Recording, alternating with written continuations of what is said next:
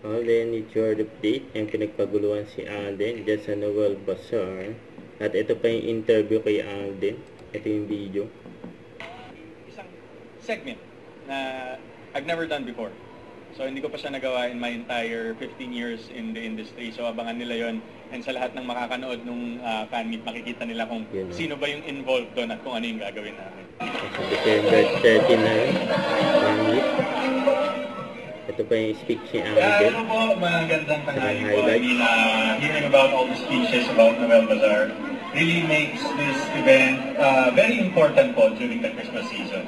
Kasi di ba, pag narinig na natin yung Noel Bazaar at nakita na natin yung dates kung kailan siya magbubukas, really goes to show na talagang eto na, malapit na tayo sa Kapaskuhan. And of course, despite of like what Ms. Ricky said a while ago about so many things happening around us right now, we should not really forget about this season, which is Christmas, which is the birth of our Savior, Jesus Christ, because this is our chance to actually get back. And that's why it's been a while since my last visit sa Noel Bazaar, pero coming back up for its 25th anniversary.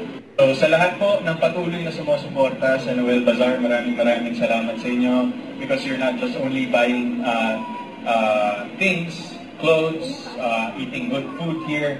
Actually, nakakatulong pa po tayo sa different kinds of foundation, of course. And sa dami po na nangyaring kalamidad sa atin, we need more events like this. We need more people to spearhead events where the main objective is to really help the people in need.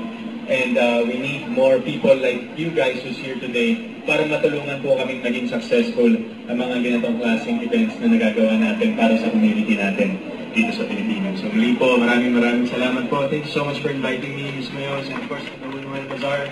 Congratulations po on a successful silver anniversary, and Merry Christmas po sa inyong lahat. Maraming salamat po. Good afternoon. Ganda ng message ni Alden eh. Ito pa yung mga video ni Alden. Yung cutting ribbon. Yung kasama ni Alden. Gillian Ward at Carla Villano.